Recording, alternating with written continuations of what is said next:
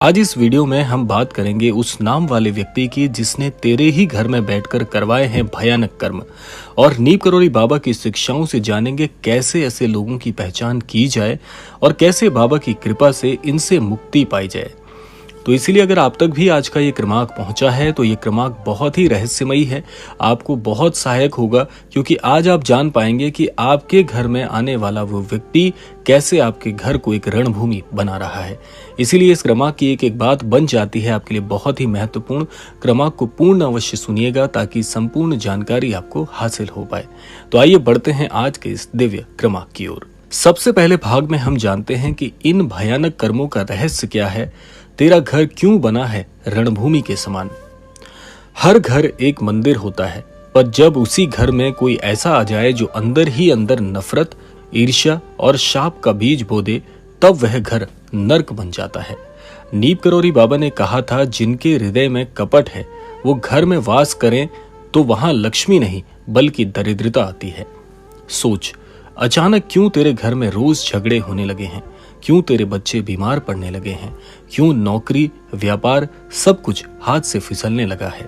क्योंकि कोई है जिसका नाम हर दिन तेरे घर की हवा में जहर घोल रहा है। ये व्यक्ति नजदीकी भी हो सकता है और नकाब में भी। नाम जानने से पहले उसके लक्षण पहचान लेते हैं।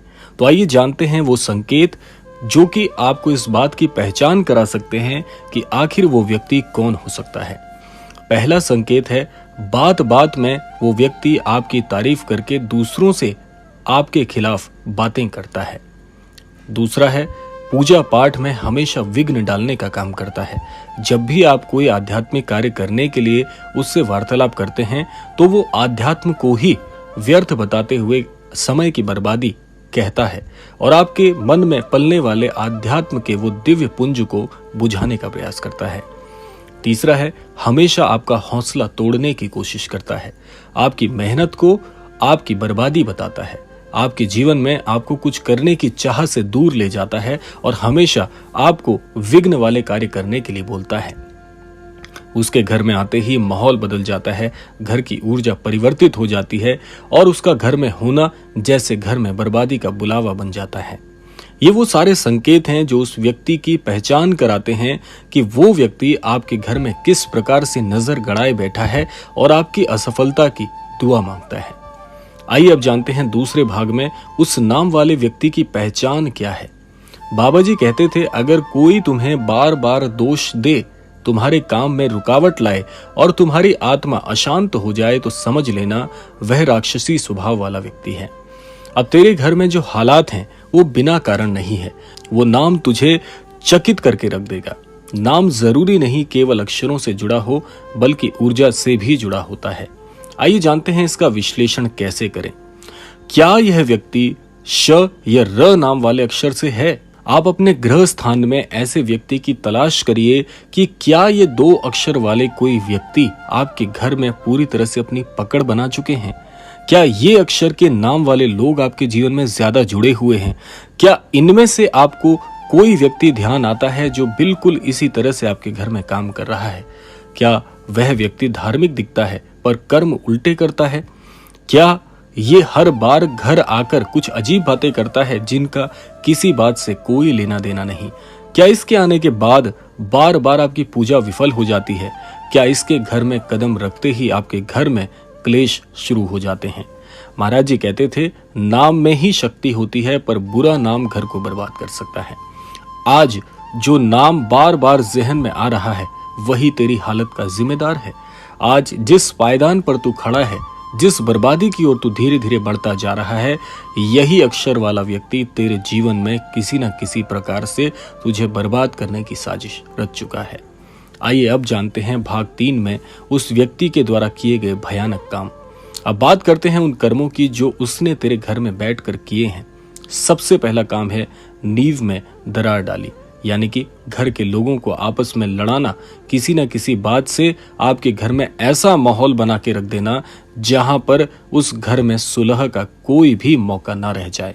यानी कि आपके घर में भाई भाई को भड़काना और घर में माता पिता को ये एहसास कराना कि आपका पुत्र कभी भी आपके लिए अच्छा नहीं सोचता, वो आपको एक बोझ की तरह देखता है और ना जाने कैसी कैसी बातें करके आपके घर में रहने वाले सभी जनों को आपके खिलाफ उसने खड़ा कर दिया है। दूसरा काम है आपके पूजा स्थान का अपमान करना, जानबूझकर आपके पूजा के समय गड़बड़ी करना, यानी कि आप जैसे ही कोई आध्यात्मिक अनुष्ठान करने का प्रयास घर में करते हैं वो इसे व्यर्थ कहता है। वो कहता है ये तो मनगढ़ंत कहानियां हैं, ऐसा करने से तेरे घर में अच्छाई थोड़ी हो जाएगी, ये तो पैसों की बर्बादी है। इस तरह से दान पुण्य के काम करने से अच्छा तो कहीं घूमकर सैर सपाटा करके आ। इस प्रकार के उदाहरण वो आपके घर में प्रस्तुत करता है। तीसरा है काले मन से आपको किसी न किसी प्रकार से गिराने का प्रयास करता है, यानी कि घर की ऊर्जा को नष्ट करने के लिए अपने सारे काम दिखाता है। अगला है दिखावे की मित्रता है लेकिन भीतर से विष छिपा हुआ है। नाम का तो वो आपका मित्र के समान है, लेकिन वो ये चाहता है कि आपके घर में किसी भी प्रकार से सफलता के द्वार ना खुलें। तेरे बच्चों को मानसिक रूप से तोड़ने का प्रयास करता है और आपके बच्चों के लिए वो ये भी कहता है कि आपके बच्चे कोई काम के नहीं, ये जीवन में क्या करेंगे। इस प्रकार से ना जाने अपनी बातों के विष से वो आपके घर में आपके मन को, आपकी आत्मा को तोड़ने का प्रयास कर रहा है। ये वही है जो बाबा कहते थे मुस्कान से काटने वाले जहर होते हैं और उनकी पहचान अंतर्ज्ञान से होती है। आइए अब जानते हैं इस क्रमांक का सबसे महत्वपूर्ण भाग कि बाबा के मार्गदर्शन से रक्षा के उपाय भला तुम्हारे लिए क्या हैं। अब वक्त है नीम करौरी बाबा की कृपा से इस शत्रु से मुक्ति पाने का। बाबा हमेशा कहते थे राम नाम ही सबसे बड़ा शस्त्र है, प्रेम से बोलो राम राम। आइए जानते हैं रक्षा के उपाय। सबसे पहला उपाय है सुबह प्रातः काल में यदि संभव हो सके तो ब्रह्म मुहूर्त में उठकर हनुमान चालीसा का पूरे मन से आदर से हनुमान चालीसा का पाठ करें। दूसरा है बाबा नीम करौरी का चित्र घर की पूर्व दिशा में रखें, इससे आपके घर की ऊर्जा पूरी तरह से परिवर्तित हो जाएगी। तीसरा है हर गुरुवार को केले के पेड़ को जल से सींचें और नीम का दीपक जलाएं। चौथा है उस व्यक्ति का नाम लेकर भीतर से घृणा बिल्कुल मत करना, बल्कि राम नाम लेकर उसे मानसिक रूप से अलग करना। बाबा जी कहते थे घृणा नहीं विवेक रखो, स्वयं को बचाओ और ईश्वर से जुड़ जाओ, यही तेरी ढाल बनेगा। अब जानते हैं भाग 5 में कि अब आपका जीवन कैसे परिवर्तित हो जाएगा। यानी कि अब आप जान चुके हैं कि वो व्यक्ति कौन है, उस व्यक्ति का क्या नाम हो सकता है और उस व्यक्ति की छवि आपके लिए क्या होनी चाहिए और वो क्या करता आया है।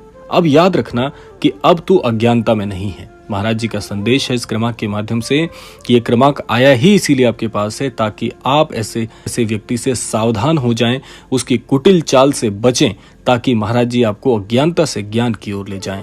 बाबा जी कहते हैं जब तुम जान जाते हो तब तुम्हारा कर्म और विकल्प भी बदल जाता है। आज से हर दिन का आरंभ बाबा के स्मरण और राम नाम से करना, उस नाम वाले को माफ करके खुद को उसकी ऊर्जा से काट देना, यानी उसकी ऊर्जा से अलग हो जाना।